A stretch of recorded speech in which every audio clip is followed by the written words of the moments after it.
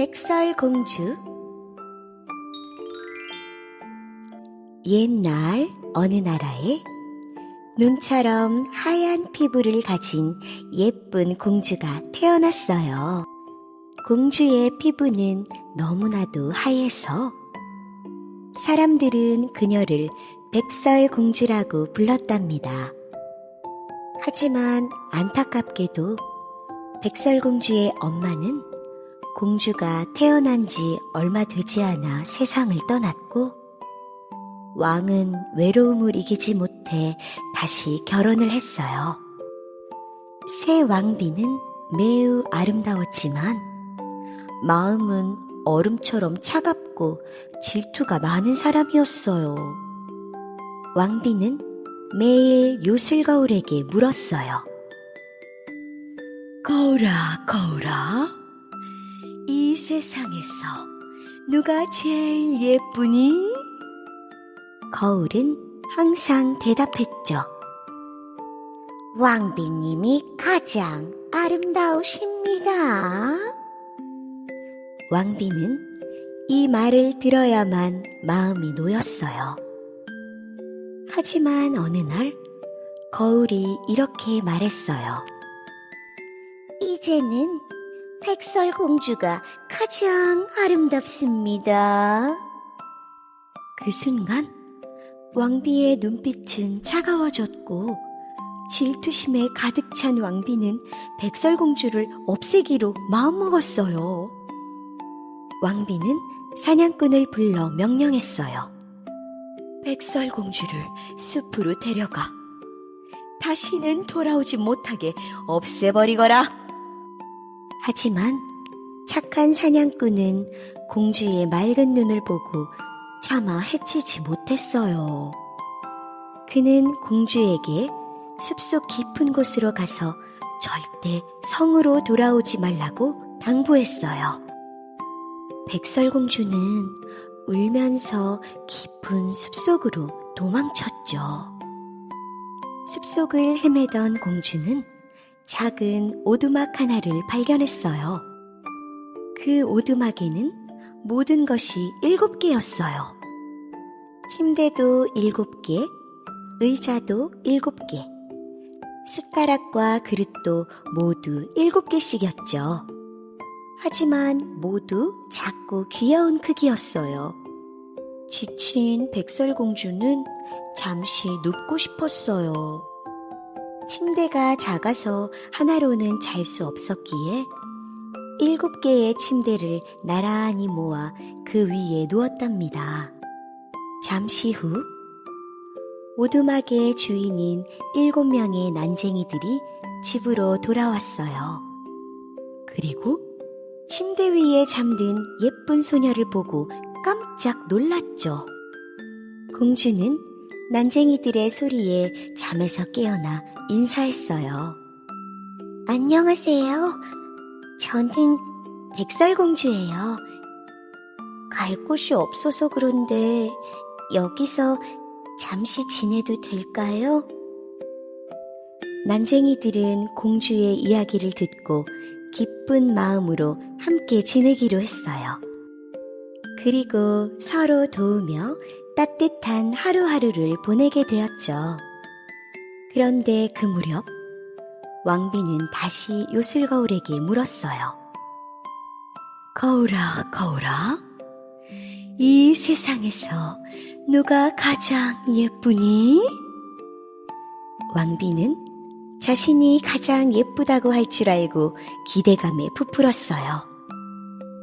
그러나 요술거울은 이렇게 말했어요. 숲속 난쟁이 집에 있는 백설공주가 가장 아름답습니다. 왕비는 분노에 가득 차 이번엔 스스로 백설공주를 없애기로 결심했어요. 왕비는 사과를 파는 할머니로 변장을 하고 난쟁이 집으로 향했어요. 백설공주가 문을 열자 할머니로 변장한 왕비가 말했어요. 달콤한 사과 하나 사지 않으시겠어요? 저는 돈이 없는데요. 아이고, 이렇게 예쁜 아가씨라면 그냥 드릴게요.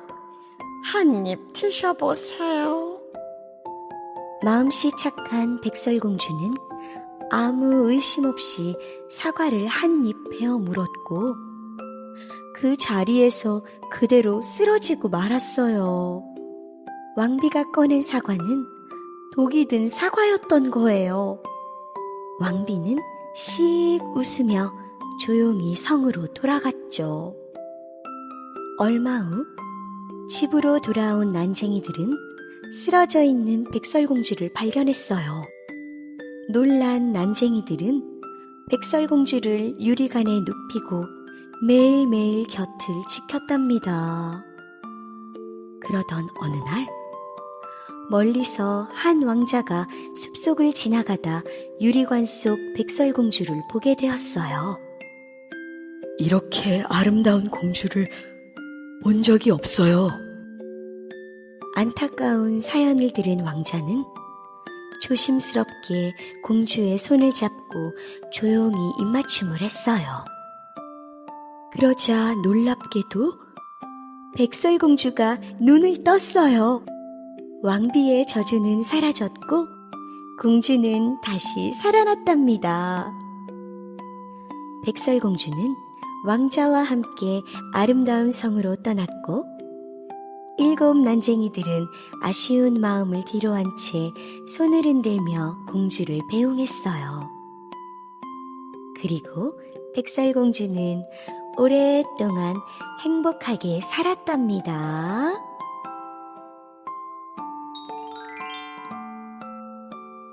빨간 모자. 옛날 한 마을에 귀여운 여자아이가 살고 있었어요. 아이는 늘 할머니가 직접 만들어주신 빨간 망토를 쓰고 다녔어요. 그래서 모두가 아이를 빨간 모자라고 불렀어요. 어느 날 빨간 모자의 엄마가 말을 꺼냈어요. 얘야, 여기 따뜻한 스프와 케이크를 몸이 안 좋은 할머니께 갖다 드리렴. 네, 엄마. 조심히 다녀올게요. 엄마는 단단히 당부했어요. 숲속길에서 절대 딴 데로 새지 말고 낯선 사람과는 절대 말하지 마. 빨간 모자는 작은 바구니를 들고 숲속 오솔길을 따라 걷기 시작했어요. 새들이 지저귀고 햇살은 포근했죠. 그런데 그때 숲속에서 커다란 회색 늑대가 모습을 드러냈어요. 안녕, 꼬마 아가씨. 어디 가는 길이지? 빨간 모자는 대답했어요. 아픈 할머니 댁이에요. 빵이랑 스프를 드리려고요. 늑대는 머릿속으로 나쁜 생각을 했어요. 좋았어. 할머니 먼저 잡아먹고 그 다음엔 이 아이까지. 늑대는 빙긋 웃으며 말했어요. 그럼 꽃도 한 송이 꺾어 가는 게 어때? 할머니가 무척 좋아하실 거야. 빨간 모자는 잠시 멈춰 섰어요. 정말 그러네. 꽃도 드리면 좋겠어. 그렇게 숲속으로 벗어나 꽃을 따는 사이 늑대는 지름길로 달려가 할머니의 집에 먼저 도착했어요. 문을 똑똑. 누구니? 저예요. 빨간 모자요. 스프랑 빵을 드리러 왔어요. 늑대는 문을 열자마자 할머니를 꿀꺽 삼켜버리고 할머니 옷을 입고 침대에 누웠어요. 잠시 후 빨간 모자가 할머니 댁에 도착했어요. 할머니, 안녕하세요. 할머니인 척하는 늑대는 부드러운 목소리로 대답했어요. 어서 오렴, 내 사랑스러운 손녀야. 빨간 모자는 이상하게 느꼈어요. 할머니, 목소리가 왜 이리 굵으세요? 감기 때문이란다. 할머니, 귀가 왜 이렇게 크세요? 너의 말소리를 잘 들으려고 그렇단다. 눈은 왜 이렇게 크고요? 너를 잘 보려고 그렇단다. 입은 왜 이렇게 커요? 그건 말이지. 너를 잡아먹기 위해서지. 늑대는 벌떡 일어나 빨간 모자를 꿀꺽 삼켜버렸어요. 그리고는 이내 단잠에 빠졌죠. 그때 숲을 지나던 사냥꾼 아저씨가 할머니 집에서 이상한 소리를 들었어요. 문을 열고 들어간 사냥꾼은 배가 볼록한 늑대를 발견했어요. 사냥꾼은 조심스럽게 늑대의 배를 갈랐어요. 그러자 거기서 할머니와 빨간 모자가 무사히 나왔어요. 어휴, 다행이에요. 사냥꾼은 늑대의 뱃속에 돌멩이를 가득 넣고 꿰매버렸어요. 늑대는 배가 너무 불러 일어나지 못하고 쓰러졌고 마을엔 다시 평화가 찾아왔답니다. 그날 이후 빨간 모자는 다짐했어요. 앞으론 엄마 말 잘 들을 거예요. 다시는 낯선 일을 믿지 않을래요. 빨간 모자는 귀여운 아이였지만 순진하게 말을 믿다가 위험에 빠졌어요. 하지만 용감한 사냥꾼 덕분에 모두 무사히 다시 웃을 수 있었답니다.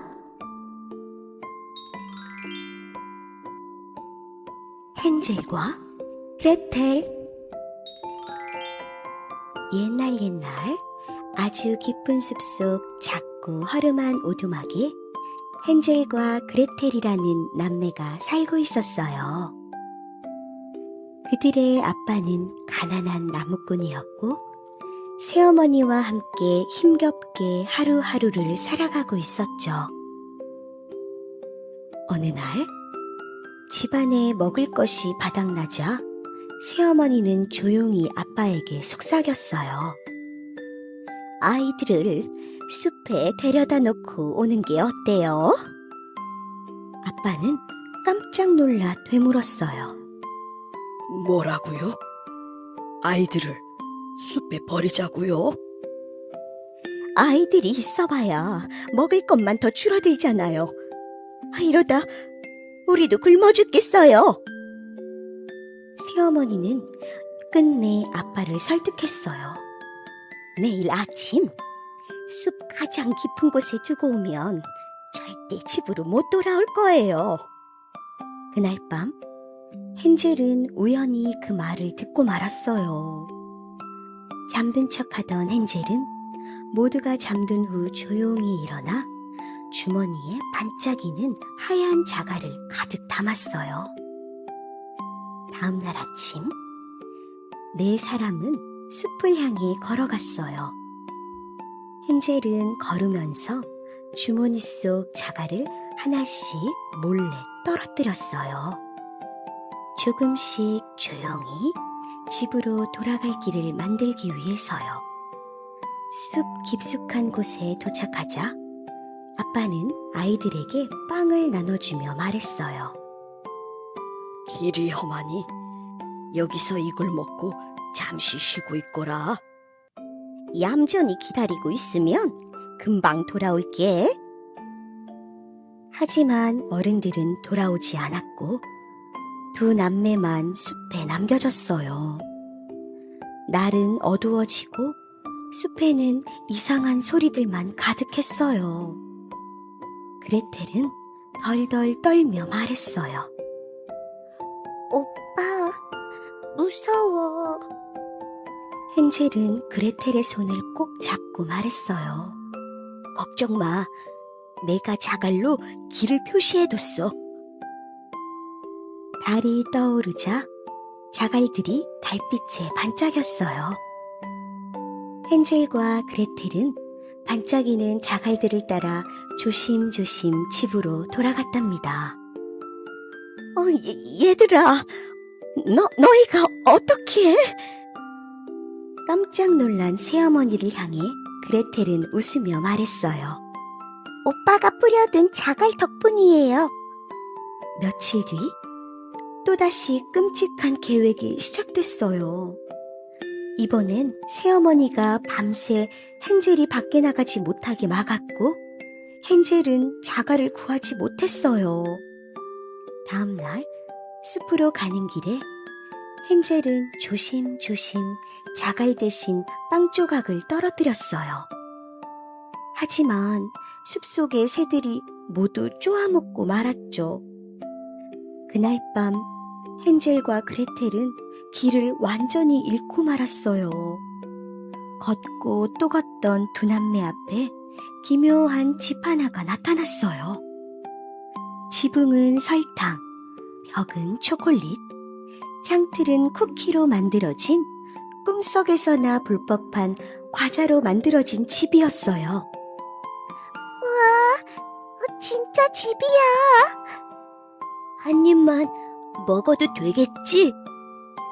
살짝 쿠키를 뜯어먹던 그때 집안에서 늙은 할머니가 나왔어요. 처음엔 친절한 목소리였지만 그 할머니는 사실 아이들을 유인하기 위해 변장을 한 무서운 마녀였어요. 마녀는 헨젤을 작은 우리에 가둬서 살을 찌우려고 했고 그레텔에게는 온갖 허드렛 일을 시켰어요. 손을 내밀어 봐라. 얼마나 살이 올랐는지 만져보게. 마녀는 눈이 나빠서 헨젤의 손끝만 만져볼 수 있었어요. 헨젤은 매일 가느다란 나뭇가지를 내밀며 살이 안 찐 척 속였어요. 그러던 어느 날 마녀는 말했어요. 이제 됐다. 더 이상 못 기다리겠다. 오늘은 헨젤을 요리해 먹어야겠구나.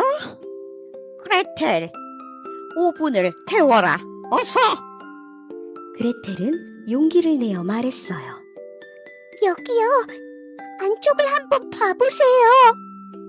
그리고 마녀가 고개를 숙이는 순간 그레텔은 힘껏 마녀를 오븐 안으로 밀어넣고 문을 닫았어요. 오빠, 어서 나와. 이제 괜찮아. 헨젤은 그레텔의 손을 붙잡고 밖으로 나왔어요. 그리고 마녀가 숨겨둔 보물을 챙겨 숲을 빠져나왔죠. 두 남매는 결국 아빠와 다시 만나 따뜻한 집으로 돌아왔어요. 새어머니는 사라져 있었고 이젠 세 사람 모두 행복하게 평화롭게 살게 되었답니다. 황금거위. 옛날 한 마을에 세 아들과 함께 사는 나무꾼이 있었어요. 첫째와 둘째는 일도 잘하고 말도 잘하지만 셋째 아들은 늘 느리고 엉뚱하다고 놀림을 받았어요. 그래서 사람들은 그 아이를 바보라고 불렀죠. 어느 날 아버지가 말했어요. 우리 땔감이 다 떨어졌구나. 누가 숲에 가서 나무를 해오겠느냐? 첫째 아들이 당당하게 나섰어요. 제가 다녀올게요. 숲에 도착한 첫째 아들은 곧잘 나무를 패기 시작했어요. 그때 할아버지 한 분이 다가와 말했어요. 얘야, 나무 한 조각만 나눠줄 수 있겠니? 그러자 첫째 아들은 코웃음을 쳤어요. 이 귀한 나무를 왜 당신한테 줘요? 이건 우리 집 먹고 살려고 가져가는 거라고요.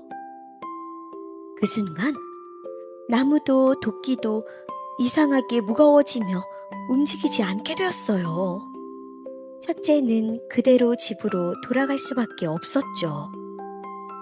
다음 날 둘째 아들이 나섰어요.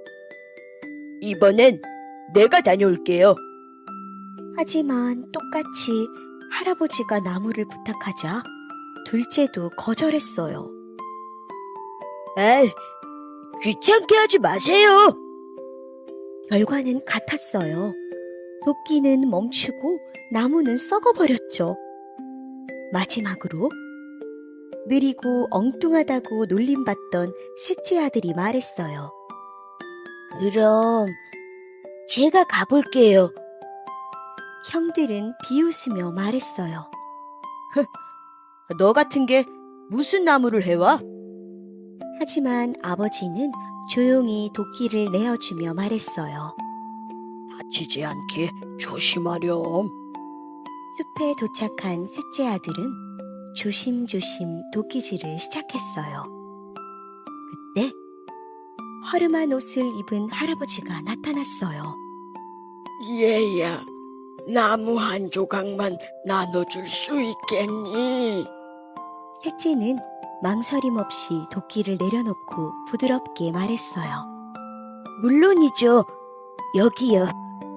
제가 뗀 나무 중에서 가장 잘 마른 걸 드릴게요. 그러자 할아버지는 싱긋 웃으며 말했어요. 고맙구나. 너의 마음씨에 보답하고 싶구나. 그리고는 큰 나무 아래를 가리켰어요. 저기 뿌리 밑을 한번 봐보렴. 셋째가 땅을 파보자 그 안에는 반짝반짝 빛나는 황금빛 거위 한 마리가 있었어요. 셋째는 황금 거위를 소중히 품에 안고 마을로 내려왔어요. 거위를 본 사람들은 깜짝 놀랐고 모두가 그 황금 거위를 만져보고 싶어 했어요. 특히 어느 여관집의 세 자매는 밤에 몰래 거위를 훔치고선 몰래 깃털을 뽑으려고 했어요. 그런데 이상한 일이 벌어졌어요.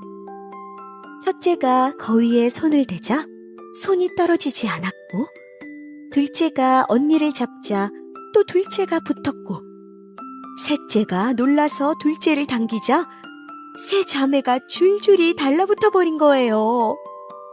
셋째 아들은 상황을 눈치채지 못한 채 거위를 안고 마을을 걸어갔고, 그 뒤로는 세 자매가 줄줄이 달려서 따라갔죠.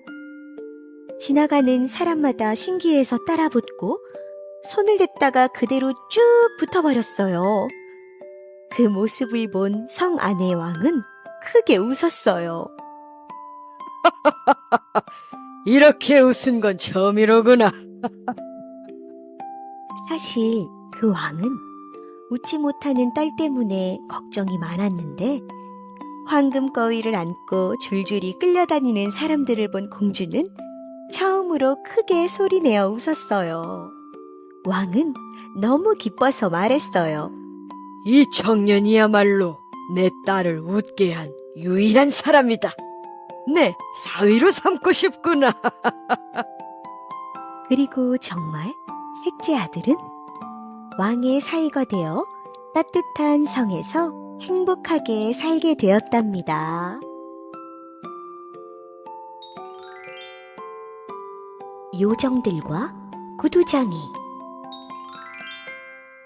옛날 한 마을에 가난하지만 정직한 구두장이가 살고 있었어요. 그는 평생을 구두를 만들어 팔며 살아왔지만 요즘은 일이 끊기고 가죽 살 돈조차 남지 않았어요. 손에 굳은 살이 박히고 허리는 굽었지만 그는 늘 정성껏 구두를 만들었기에 마을 사람들 모두 그를 존경하고 좋아했어요. 어느 날 마지막으로 남은 가죽 한 장을 보고 구두장이가 말했어요. 이걸로 마지막 구두 한 켤레나 만들어야겠군. 오늘은 늦었으니 내일 아침에 시작해야지. 그는 가죽을 조심스럽게 잘라 책상에 올려두고 작은 촛불을 끄고 피곤한 몸을 이끌고 잠자리에 들었어요. 그런데 이게 웬일일까요? 다음 날 아침 책상 위에 어제 잘라둔 가죽이 멋진 구두 한 켤레로 바뀌어 있었어요. 그것도 아주 정교하고 누구나 탐낼 만큼 아름다운 구두였죠. 놀란 구두장이는 곧바로 가게에 진열했고 얼마 지나지 않아 한 손님이 다가와 이 구두 너무 예쁘네요. 제가 살게요. 하고 말했어요. 그 손님은 비싼 값을 치르고 구두를 사갔고 그 돈으로 구두장이는 다시 가죽을 살 수 있었어요. 그날 밤 그는 또 가죽을 잘라 책상에 놓아두고 잠들었어요. 그리고 다음날 아침 또다시 마법처럼 새 구두가 만들어져 있었어요. 이상한 일은 계속되었어요. 매일 밤 가죽을 놓아두면 아침에는 멋진 구두가 되어 있었어요. 그렇게 구두장이는 점점 형편이 넉넉해졌고 가게에는 손님이 끊이질 않았어요. 그의 구두는 멀리 있는 마을 사람들에게도 소문이 났고 작은 가게는 활기로 가득했죠. 하지만 구두장이와 그의 아내는 늘 궁금했어요. 대체 누가 언제 어떻게 구두를 만들어주는 걸까? 어느 날 밤 구두장이는 아내와 함께 몰래 숨죽여 기다렸어요. 촛불을 끄고 조용히 숨을 죽인 채 방 안 구석에 숨어 지켜봤어요. 그리고 자정이 되자 작고 귀여운 요정 2명이 창문 사이로 쑥 들어왔어요. 작고 맑은 눈, 장난기 가득한 얼굴. 그들은 알몸으로 쿡쿡 웃으며 재빠르게 구두를 만들기 시작했어요. 그들의 손은 마치 바늘처럼 날렵했고 실은 하늘의 빛처럼 반짝였어요. 눈 깜짝할 새 구두 한 켤레가 완성되었고 그 모습을 본 구두장이 부부는 감동에 벅차 눈시울이 붉어졌어요. 아내가 말했죠. 저렇게 벌거벗고 일하다니 옷이라도 선물해드려야겠어요. 그래서 그들은 조그만 옷과 따뜻한 신발을 정성껏 만들었어요. 요정들이 좋아할 만한 색깔과 부드러운 천을 골라서 밤새도록 바느질을 했답니다. 다음 날 밤 그 옷과 신발을 책상 위에 올려두었어요. 그리고 숨죽여 기다렸어요. 자정이 되자 요정들이 나타났고 책상 위에 옷을 보자마자 눈을 반짝였어요. 그들은 기뻐하며 옷을 입고 서로를 바라보며 빵긋 웃었어요. 그 후로 요정들은 춤을 추며 노래를 불렀고 두 손을 맞잡고 창문을 넘어 사라졌어요. 그날 이후 요정들은 다시 나타나지 않았어요. 하지만 구두장이는 여전히 정성껏 구두를 만들며 그 따뜻한 기억을 마음에 간직한 채 살아갔답니다.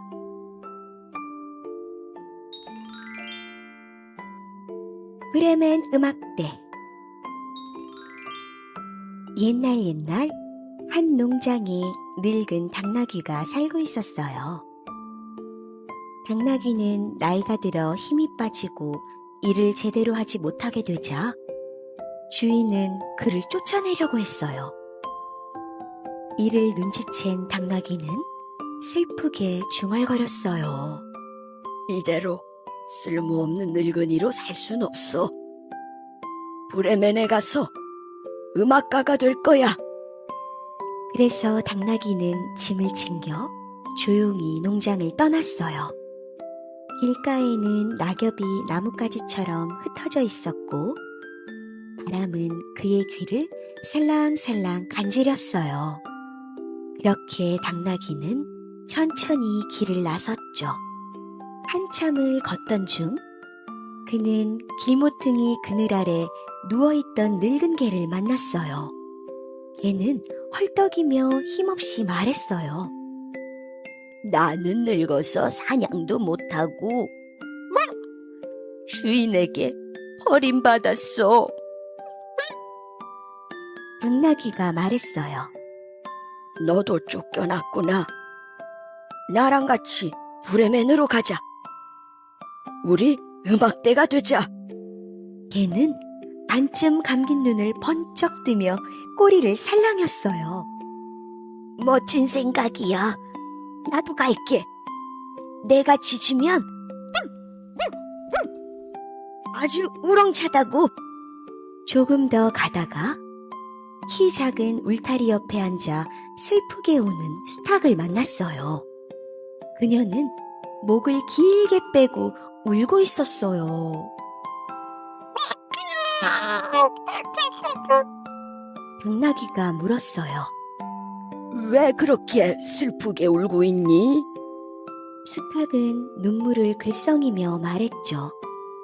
주인이 내일 아침에 나를 잡아먹으려고 해. 개와 당나귀는 말했어요. 그럼 우리랑 같이 브레멘으로 가자. 음악대에 딱이야. 수탉은 날개를 퍼덕이며 기뻐했어요. 좋아.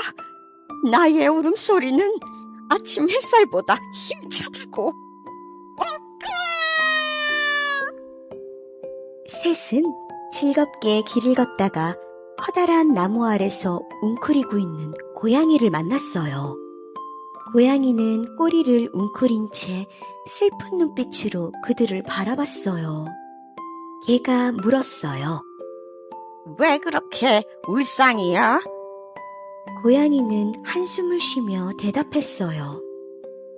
나는 늙고 이빨도 빠져서 이제 쥐도 못 잡아. 그래서 쫓겨났어. 당나귀가 말했어요. 우리와 함께 브레멘으로 가자. 음악대에 들어와. 고양이는 말없이 고개를 끄덕이며 부드럽고 조용한 소리로 울었어요. 이렇게 네 친구는 함께 걷기 시작했어요. 길 양옆에는 들꽃이 흔들리고 해가 지며 하늘은 붉게 물들었어요. 네 친구는 나란히 걸으며 노래를 불렀어요. 어느 날 해가 저물고 그들은 숲속에서 하룻밤을 보내기로 했어요. 그때 숲 깊은 곳에서 반짝이는 불빛이 보였어요. 그건 바로 도둑들이 점령한 작은 오두막이었어요.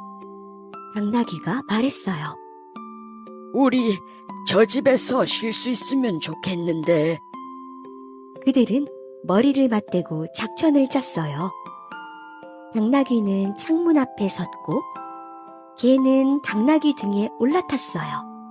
고양이는 개 위에 올라가고 수탉은 맨 꼭대기에 섰죠. 그리고 하나, 둘, 셋! 도둑들은 놀라 소리를 지르며 달아났고 내 친구는 오두막 안으로 들어가 따뜻한 난로 옆에 둘러앉았어요. 도둑들이 차려놓은 고기와 빵을 배불리 먹고 따뜻한 담요 아래서 단잠에 빠졌어요. 하지만 그날 밤 도둑 한 명이 몰래 들어왔어요. 어둠 속에서 살금살금 조용히 들어왔지만 고양이의 날카로운 발톱에 핥히고 개의 튼튼한 이빨에 물리고 당나귀의 강력한 뒷발에 얻어맞고 수탉의 시끄러운 울음소리에 당황했어요. 도둑은 기절할 뻔하며 도망쳤고 그 후로는 아무도 그 집에 가까이 가지 않았어요. 브레멘으로 가려던 내 친구는 웃으며 말했어요. 여기가 훨씬 좋잖아. 우리 여기서 살자. 그렇게 그들은 오두막에서 평생을 함께 지내며 매일 노래를 부르고 서로를 돌보며 행복하게 살았답니다.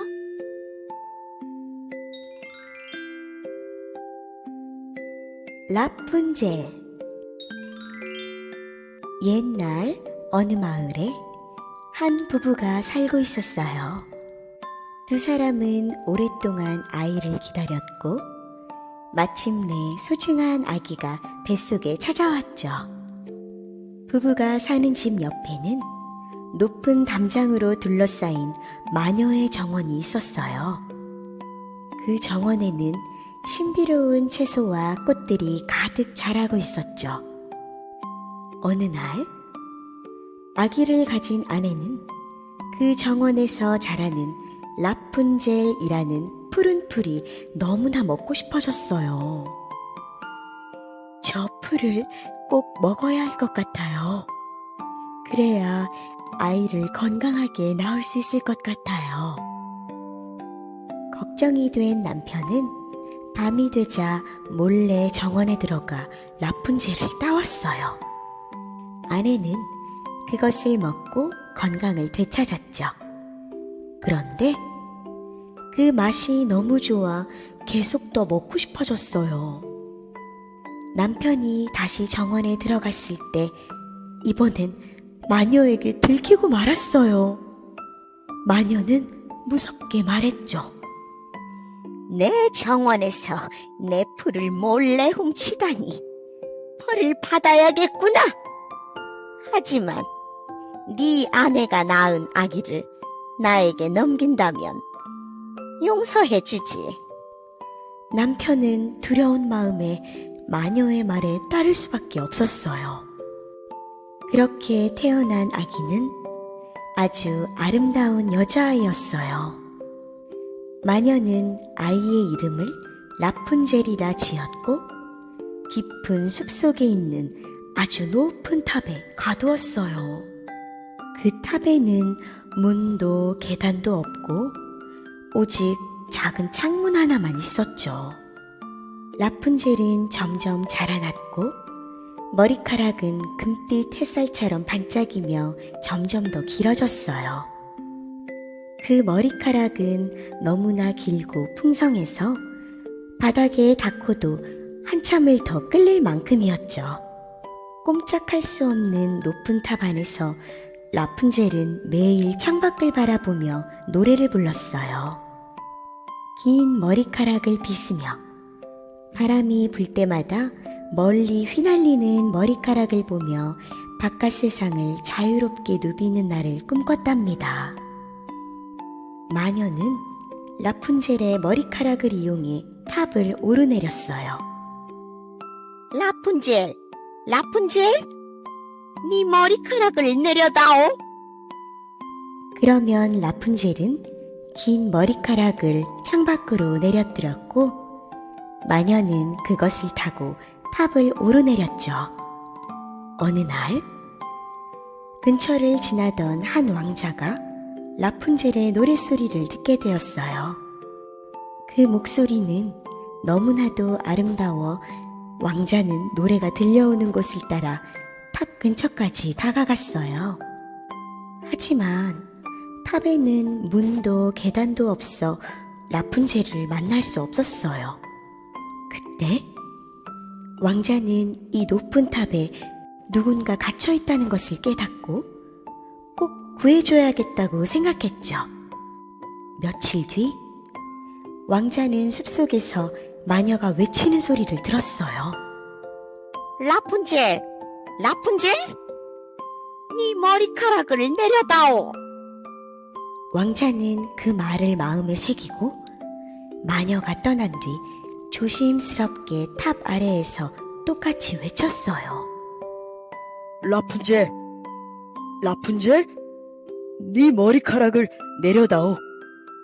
라푼젤은 마녀인 줄 알고 머리카락을 내려보냈고 왕자는 그 머리카락을 타고 탑 위로 올라갈 수 있었어요. 처음 보는 낯선 사람의 라푼젤은 깜짝 놀랐지만 왕자는 따뜻하게 인사했어요. 무서워하지 마세요. 저는 당신의 노래를 듣고 찾아왔어요. 당신을 도와드리고 싶어요. 시간이 흐르며 라푼젤과 왕자는 서로를 믿게 되었고 서로에게 따뜻한 마음을 나눴어요. 하지만 어느 날 마녀는 라푼젤이 왕자를 몰래 만나고 있다는 사실을 알게 되었어요. 분노한 마녀는 라푼젤의 머리카락을 잘라버리고 그녀를 깊은 숲속에 내쫓아버렸어요. 그리고 다시 탑에 몰래 온 왕자에게는 잘린 머리카락을 내려보내 라푼젤인 척 속였죠. 왕자는 아무것도 모른 채 머리카락을 잡고 올라갔고 그 순간 마녀는 왕자를 밀어버렸어요. 다행히 목숨은 건졌지만 왕자는 가시에 눈을 다쳐 앞을 볼 수 없게 되었죠. 그 후로 왕자는 라푼젤을 찾아 계속해서 숲을 헤매고 다녔어요. 그러던 어느 날 숲속에서 슬프게 노래하던 라푼젤이 익숙한 목소리를 들었어요. 라푼젤, 라푼젤. 왕자의 목소리였어요. 라푼젤은 달려가 왕자의 얼굴을 꼭 안았어요. 기쁨의 눈물이 왕자의 눈 위로 똑똑 떨어졌고 놀랍게도 그 눈물이 마법처럼 왕자의 두 눈을 다시 뜨게 해주었어요. 왕자는 그렇게 다시 눈을 떴고 두 사람은 서로를 꼭 껴안고 기쁨의 눈물을 흘렸어요. 그 후 왕자는 라푼젤을 자신의 성으로 데려갔고 두 사람은 따뜻하고 평화로운 삶을 함께 살아갔답니다. 늑대와 7마리 아기 염소. 옛날 아주 먼 옛날 푸르른 숲속에 작은 오두막집이 있었어요. 그 집에는 다정한 엄마 염소와 귀엽고 장난기 많은 7마리 아기 염소가 함께 살고 있었답니다.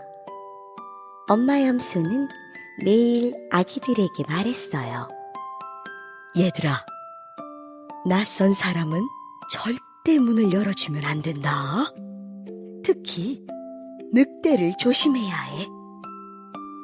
아기 염소들은 눈을 동그랗게 뜨고 물었어요. 늑대는 어떻게 생겼는데요? 목소리는 걸걸하고 발은 까맣지.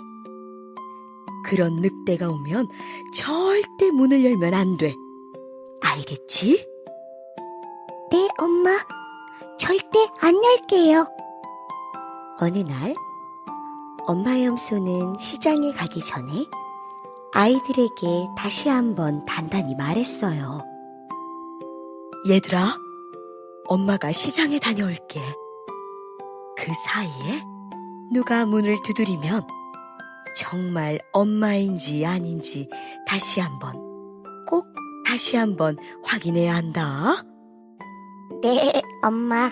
걱정 마시고 다녀오세요. 엄마 염소가 시장으로 향하자 멀리서 그 모습을 지켜보던 늑대가 살금살금 염소네 집으로 다가왔어요. 오늘은 염소 고기를 먹을 수 있겠군. 늑대는 문을 똑똑 두드리며 엄마인 척 말했어요. 얘들아, 엄마 왔단다. 문 좀 열어주렴. 하지만 아기 염소들은 금세 알아챘어요. 엄마 목소리는 부드러운데 당신 목소리는 걸걸해. 늑대잖아. 깜짝 놀란 늑대는 목소리를 바꾸기 위해 꿀을 잔뜩 마시고 다시 염소네 집으로 향했어요. 이번엔 부드러운 목소리로 말했어요. 얘들아, 엄마가 왔단다. 맛있는 거 잔뜩 사왔어. 문 좀 열어주렴. 목소리는 엄마 같았지만 다시 한번 확인하라는 엄마의 말이 떠올랐어요.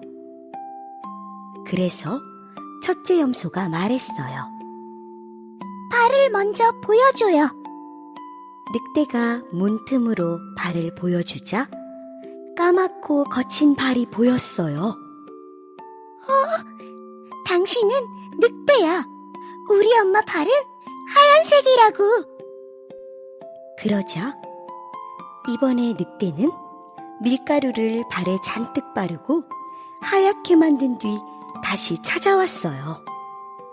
얘들아, 엄마다. 진짜 맛있는 거 사왔단다. 어서 문 열어주렴. 이번엔 목소리도 부드럽고 발도 하얗게 보여서 막내 염소는 정말 엄마인 줄 알고 덜컥 문을 열어버렸어요. 문이 열리자마자 늑대는 으악! 하고 집 안으로 뛰어들었어요. 아기 염소들은 놀라서 이리저리 도망쳤어요. 침대 밑, 옷장 안, 식탁 아래. 하지만 6마리는 늑대한테 잡아먹히고 말았어요. 오직 막내 염소만은 커다란 자명종 시계 속에 쏙 들어가 숨어 있었답니다. 잠시 뒤 엄마 염소가 시장에서 돌아왔어요. 집안이 엉망이 된 걸 보고 깜짝 놀랐죠. 얘들아, 다 어디 있니?